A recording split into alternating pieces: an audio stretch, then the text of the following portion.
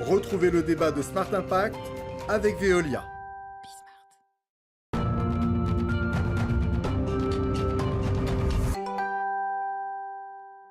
La création, l'exploitation d'une ferme urbaine à Châtenay-Malabry. Voilà le beau projet que l'on découvre tout de suite avec mes invités. Mathilde Chitecat, bonjour. Bonjour. Bienvenue, vous êtes responsable du pôle agriculture urbaine chez Merci Raymond. À vos côtés, Carl Segaud, bonjour. Bonjour. Vous êtes le maire de Châtenay-Malabry. C'est donc chez vous que ça se passe. Peut-être un petit mot de présentation de Merci Raymond pour commencer, dites-nous. Et merci Raymond, nous, on est une entreprise, on est une quarantaine aujourd'hui et on fait tout ce qui est remettre de la nature en ville, via du paysagisme, du design en intérieur et de l'agriculture urbaine. Entreprise éco-responsable qui veut redonner place au végétal en milieu urbain. Carl Segaud, vous êtes maire de Châtenay-Malabry depuis mai 2020. Est-ce que vous êtes à l'origine du projet ou est-ce que ça a pris plus de temps que ça? Et en fait, qui a eu l'idée? C'est un projet porté par la municipalité depuis plusieurs années, parce que cet écoquartier en cours de construction, il a été conçu même avant le départ de l'école centrale. En fait, l'école centrale Paris de Supélec avait le projet de partir sur le plateau de Saclay. Ils sont partis en 2017. Et donc, en amont, on a réfléchi à un projet qui pourrait s'intégrer à la ville et qui soit à l'image de la ville, c'est-à-dire une ville très porté sur le développement durable, bien sûr. Et donc ça libérait un espace, en fait. 20 hectares. 20 hectares, on est à 7 km de Paris, en petite couronne. On a 50% d'espace vert sur notre commune. Oui, c'est déjà une ville verte. Très verte. 50% d'espace vert sur la commune. Et nous sommes bordés à l'ouest par une forêt domaniale de 550 hectares et à l'est par le parc départemental de Sceaux de 180 hectares. Donc on est un poumon vert en petite couronne. Et donc on pourrait se dire, vous en aviez assez, pourquoi en faire plus? On n'a jamais assez. Non mais c'est quoi? C'est aussi pardon, mais les mairies, elles sont en concurrence, les villes sont en concurrence les unes avec les autres. Est-ce que c'est aussi un positionnement, une façon d'afficher comme ça un positionnement très vert? Tout à fait. C'est dans l'ADN, dans la philosophie en tout cas de ce qu'on veut de Châtenay-Malabry. Oui. Et il est prévu un quartier sur ces 20 hectares vivant. Il y a 2200 logements, dont 350 logements sociaux. Il y a le siège de Lidl qui va s'implanter sur ce quartier. Et puis il est prévu des commerces. Donc c'est un quartier vivant. Et évidemment, le projet de ferme urbaine nous paraissait très pertinent d'un point de vue pédagogique, d'un point de vue vie locale, vie du quartier, à l'intérieur de la ville.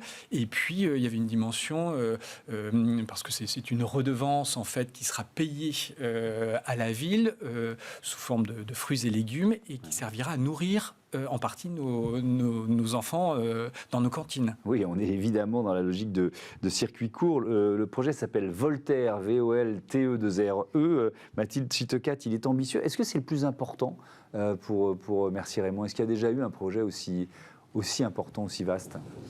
Non, je pense que c'est le projet le plus important pour Merci Raymond qu'on a lancé. Je dirais qu'aujourd'hui, on a lancé des jardins partagés, on fait beaucoup de terrasses. On a accompagné aussi le lancement de fermes plutôt en périurbain sur vraiment du productif. Là, c'est la première fois, on a aussi lancé un restaurant. Et là, c'est la première fois que dans un même lieu, on va avoir à la fois de la production, de la restauration, des ateliers. Donc en fait, c'est comme si on remettait un petit peu tout ce qu'on a développé. Tout votre savoir-faire. Un petit peu sur un espace, pour en faire un lieu à la fois expérimental et très vivant. C'est le but. C'était quoi le cahier des charges? Le cahier des charges était, il y avait vraiment cette vraie demande, on sentait, de produire pour les cantines du groupe scolaire. Donc c'est assez rare quand même d'avoir une surface comme ça en pleine terre. Donc là on est entre 7000 m² et 1 hectare, vraiment sur lequel on peut cultiver. Donc il y avait vraiment une demande, on sentait dans le cahier des charges du lien avec les écoles, la cantine du groupe scolaire. Donc je pense que c'était assez orienté là-dessus, produire et animer en tout cas que les élèves aussi des écoles puissent être intégrés aussi dans le projet. Oui, nourricière, pédagogique, écologique et solidaire. Il y a vraiment ces 4 dimensions dans le projet. Ça veut dire que vous allez produire, je suis sur le nourricière pour commencer, il y a quoi, environ 7000 m², c'est ça, de terrain. Vous allez produire quoi et en quelle quantité? Alors ça, on va faire petit à petit. L'idée, c'est Ouais. qu'on puisse installer un maraîcher à partir du printemps là, de 2022, là, de l'année qui arrive. Ouais. Et on va produire, du coup, une partie sera donnée en effet en rétribution à la ville pour les cantines du groupe scolaire. Ouais. Donc fruits et légumes. Oui, alors là, on verra avec les chefs du coup de la cantine pour voir un petit D'accord. peu ce dont ils ont besoin. Ce qu'on s'est un petit peu déjà dit, ce serait peut-être d'avoir un menu une fois par mois, un peu de la ferme. Ça pourrait être en tout cas l'objectif qu'on pourrait se fixer en production pour la cantine. Mhm. Et après, le reste, ça sera, je pense, des paniers AMAP à destination vraiment des habitants du quartier. AMAP, du coup, c'est un système de précommande un petit peu auprès du maraîcher pour les habitants puissent récupérer un petit panier, peut-être une trentaine ou quarantaine de paniers toutes les semaines, Mhm. à destination vraiment des habitants du quartier et un peu du restaurant aussi qui prendra lieu sur place. Ah, on pourra venir goûter les produits sur place, c'est ça? Ouais, l'idée, c'est que cette ferme elle soit vraiment ouverte, à la fois avec des visites, des ateliers, et avoir un lieu central, un petit peu un lieu de vie avec un restaurant, un peu café-cantine, ouvert un peu à tous. On va pouvoir venir en effet goûter les produits de la ferme. Ok, on va venir tester, hein, Karl Sego. Cette dimension nourricière, vous en avez parlé. La dimension pédagogique maintenant, pourquoi c'était important et surtout quelle forme ça va prendre? Alors, cette ferme urbaine, elle est à côté des équipements publics qui vont être créés sur ce quartier. Il y a un collège pour 700 enfants, il y a une crèche de 80 berceaux et il y a évidemment un groupe scolaire, 19 classes, qui est prévu juste à côté, avec une cuisine centrale. Et tout l'objectif, c'est qu'une partie de la production puisse être servie aux enfants. Donc, les enfants iront découvrir ce jardin, toute une dimension donc pédagogique par rapport à ça. Et puis, ils mangeront ce qu'ils auront vu juste à côté. Donc, c'est une sensibilisation d'une partie de la population et c'est vraiment très important. Et puis, c'est un lieu de vie. Et dans le projet de Merci Raymond, c'est une dimension qui était très importante. La ville va payer à hauteur de 500 000 € la construction d'une structure, d'un restaurant qui sera conserverie, justement. Il y a toute une activité au sein de ce bâtiment qui va servir à la population et servir de lieu de vie. Oui, donc c'est vraiment pédagogique pour les enfants, mais aussi pour toute la population. Quel message on peut faire passer avec une ferme urbaine? Voilà, plein de messages, je pense. Ouais. C'est assez concret, en fait. Aujourd'hui, en ville, on est un petit peu déconnecté, en fait, de la production agricole, de l'alimentation. Des saisons. Des saisons, de Souvent, tout, un petit peu, Ça en nous fait. passe un peu au-dessus de la tête, tout ça. Ouais. Voilà, c'est du coup ramener, on essaye de... Bon, ça sera un modèle de ferme particulier, pas vraiment comme ceux qu'on trouve à la campagne, mais c'est remettre un bout de campagne dans la ville. Et avec ça, il y a plein de messages à faire passer, en effet, de retrouver un peu le rythme des saisons, sur l'alimentation, sur le gaspillage. En fait, une fois qu'on a imaginé si on a des jeunes ou des moins jeunes qui viennent du coup mettre les mains dans la terre, en fait, je pense qu'on mange plus pareil, on fait attention à la façon dont on consomme, dont on gaspille. Voilà, il pourrait y avoir... L'idée, c'est d'ouvrir ce lieu à des associations aussi qui ont envie de faire passer des messages sur l'environnement, sur le social. Voilà, il y a plein de sujets aussi autour. La dimension solidaire, Karl Sego, c'est quoi? C'est une ferme inclusive aussi? Alors, c'est essentiel. Et là, non seulement la ferme, c'était dans le cahier des charges. L'objectif, c'était qu'il y ait une dimension humaine, mais c'est à l'échelle du quartier. Ce quartier, c'est un écoquartier. Par exemple, il y avait d'anciens bâtiments qui ont été démolis, concassés, et 100% du béton a été réutilisé sur place. Ça a évité 6000 camions et toute la pollution qui va avec. Donc là, on est vraiment dans la dimension écologique. Là, Ah oui, projet, et puis, dès le départ, pour ce quartier, l'ensemble du quartier, il y avait une dimension d'insertion professionnelle et donc on a fait appel notamment à Réavi, ce qui a permis de créer des emplois et notamment 11 emplois pérennes par la suite. Et dans le cahier des charges, il y avait ce souhait qui est cette dimension humaine.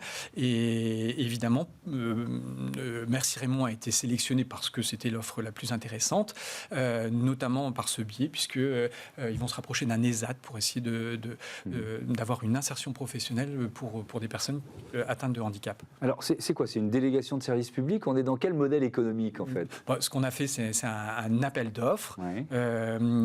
Donc, il y a eu trois candidats qui ont fait des propositions très sérieuses, très intéressantes. Et puis, voilà, celle de Merci Raymond, en tout cas, a retenu notre attention et nous paraissait la plus intéressante, justement parce que c'était une offre équilibrée. À la fois, il y avait le côté production, Pour nos cantines, c'était vraiment très important. Voilà, c'était pas simplement une ferme urbaine avec simplement un affichage. Nous, ce qu'on voulait, c'est que ce soit, voilà, qu'il y ait des produits et que ça puisse bénéficier à toute la population.